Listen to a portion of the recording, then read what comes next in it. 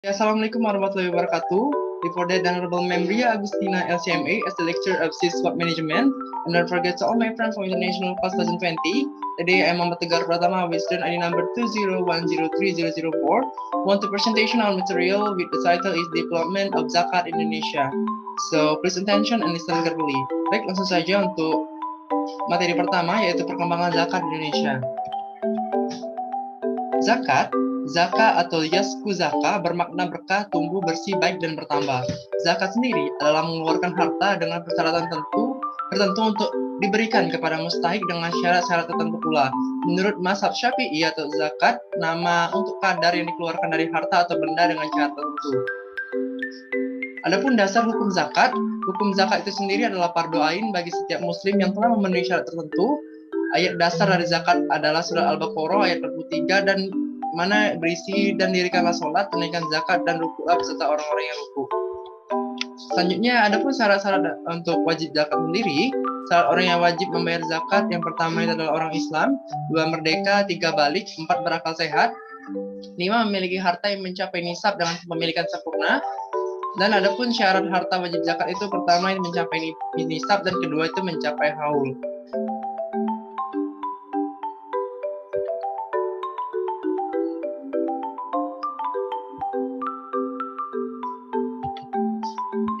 Adapun tujuan zakat, yang pertama yaitu membantu fakir dan miskin untuk keluar dari kesulitan dan penderita serta mengangkat derajat kehidupannya. 2. Menyambung tali silaturahmi dan persaudaraan antar masyarakat. 3. Menghilangkan penyakit hati. 4. Menghilangkan jurang pemisah. 5. Mengembangkan rasa kepekaan dan kepedulian sosial. Adapun hikmah dari zakat itu sendiri, yang pertama itu mensyukuri nikmat Allah yang diberikan, 2. Melindungi masyarakat dari bahaya kemiskinan, 3. Mewujudkan rasa solidaritas dan kasih sayang, 4. Manifestasi sifat gotong royong dan tolong menolong, 5. Memberikan dampak pada ekonomi masyarakat. Regulasi zakat.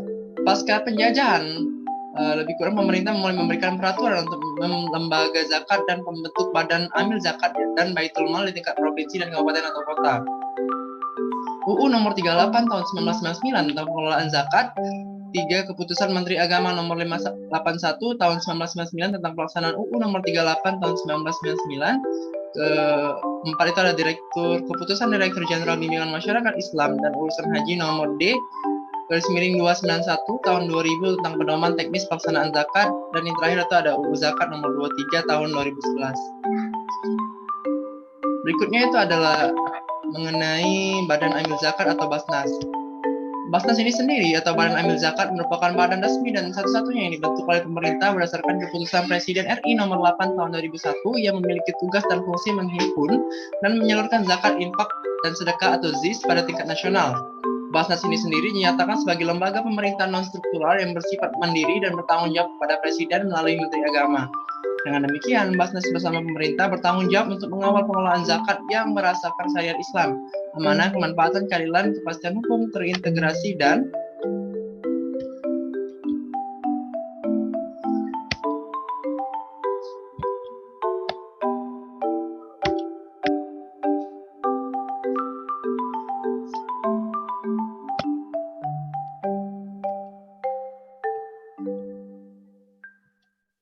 terintegrasi dan memiliki beberapa tujuan. Yang pertama itu meningkatkan efektivitas dan efisiensi pelayanan pengelolaan zakat, meningkatkan manfaat zakat untuk mewujudkan kesejahteraan masyarakat dan pengelolaan kemiskinan.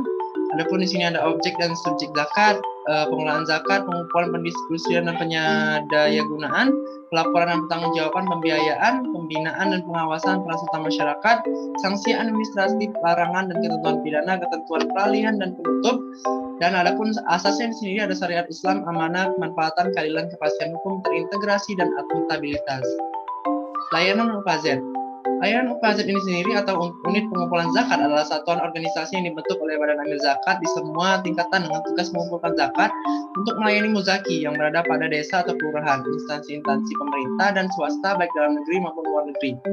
Layanan zakat via counter. Muzaki yang menggunakan pihak counter adalah pihak yang baru membayar zakat di Basnas dengan kesadarannya sendiri, bukan tanpa sosialisasi dari Basnas Kota Yogyakarta. Layanan jemput zakat. Layanan jemput zakat merupakan sistem jemput bola dengan mendatangi rumah muzaki yang ingin membayar zakat. Layanan zakat via payroll system atau layanan zakat via payroll system adalah sebuah bentuk layanan zakat melalui pemotongan langsung dari gaji sistem karyawan di sebuah perusahaan.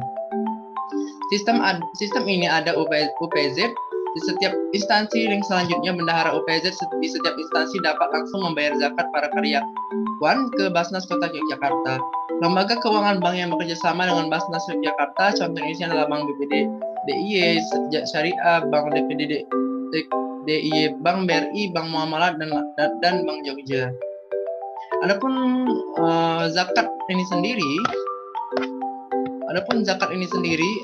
atau produk zakat ini sendiri, pertama itu zakat emas, perak, dan uang, yang mana kewajiban zakat itu 2,5% sampai nisab, beban bebas dari hutang dan menyebabkan kurang dari nisab.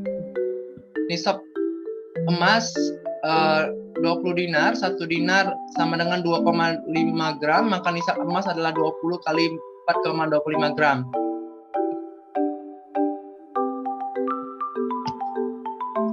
Selanjutnya nisab perak adalah 200 gram, 1 dirham sama dengan 2,975 gram, maka nisab perak adalah 200 kali 2,975 gram sama dengan 595 gram.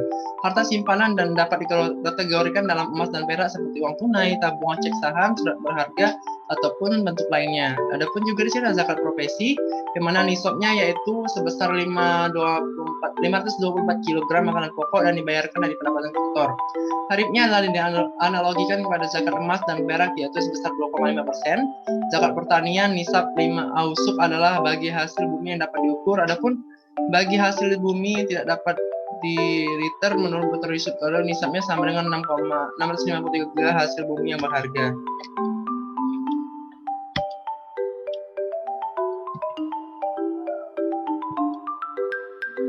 Oke, lanjut berikutnya.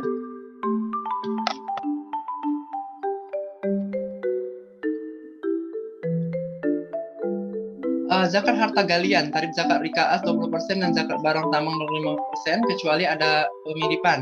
Berikutnya adalah zakat saham dan obligasi periode haul setelah dimiliki 1 tahun, nisab 85 gram emas, zakat yang dikeluarkan sebesar 2,5% dari total nilai bruto hal tersebut di atas. Zakat perniagaan berlalu semasanya setahun mencapai nisab 85 gram emas, bebas dari hutang, kadar zakat dikeluarkan adalah 2,5%, dapat dibayarkan dengan uang atau barang. Adapun di sini cara perhitungan zakat perniagaan sama dengan modal ditambah keuntungan ditambah piutang dikurang hutang ditambah kerugian dikali 2,5%. Di sini ada contoh, yaitu Bapak Ahmad memiliki toko mebel yang memiliki aset modal sebanyak 150 juta. Setiap bulannya ia mendapatkan keuntungan sebesar 35 juta per bulan. Usaha itu ia mulai pada bulan Januari 2010 setelah dicairkan berjalan 1 tahun pada bulan tersebut. Ia mempunyai piutang yang dapat dicairkan sebesar 10 juta dan hutang yang harus ia bayar pada bulan tersebut adalah sebesar 6 juta. Jawabannya, zakat dagang dianalogikan kepada zakat emas, nisabnya adalah 85 gram, emas mencapai haul dengan tarif 2,5%. Aset atau modal yang dimiliki Rp 150 juta, keuntungan setiap bulan itu 35 juta dikali 12 sama dengan 420 juta, hutang sejumlah 10 juta, hutang sejumlah 6 juta. Penghitungan zakat adalah modal ditambah untung ditambah piutang dikurang hutang dikali 2,5% zakat, yaitu sama dengan 150 juta ditambah 20 juta ditambah 10 juta dikurang 6 juta dikali 2,5% sama dengan 14 juta 350 ribu. Jadi zakatnya adalah 14 juta 350 ribu.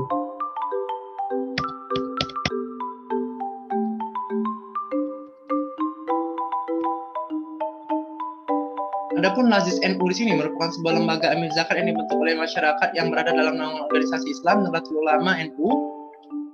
Lazis NU itu terbentuk pertama kali pada tahun 2004 di Solo melalui sebuah agenda 5 tahun Nahdlatul Ulama yang biasanya disebut muktamar. Dalam muktamar ke-31 tersebut terbentuklah Lazis NU untuk pertama kalinya dengan Profesor Haji Fatur Rahman Rauf diamanat sebagai ketuanya.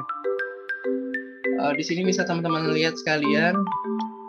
Adapun di sini ada NU Care yang mana bentuk penyalurannya yang sekali habis, artinya bahwa pemberian zakat digunakan untuk keperluan sehari-hari mustahik yang bersifat mendesak, contoh layanan kesehatan bagi fakir miskin dan kesehatan yang terganggu dan membutuhkan dana untuk pengobatan. Berikutnya itu ada NU Smart, program pengalokasian dana zakat yang disalurkan kepada siswa yang kurang mampu yang berupa beasiswa, dan yang terakhir itu NU-Planner. Apa itu? Jadi program ini merupakan pemberdayaan ekonomi masyarakat berupa angkringan, ternak, pembuatan camilan, dan snack. Nah, itu saja teman-teman sekalian yang bisa saya sampaikan dan bisa saya jelaskan, yaitu mengenai perkembangan zakat di Indonesia. Semoga teman-teman sekalian bisa mengerti dan paham dari apa yang telah saya jelaskan. Saya akhiri. Allahumma bila Assalamualaikum warahmatullahi wabarakatuh.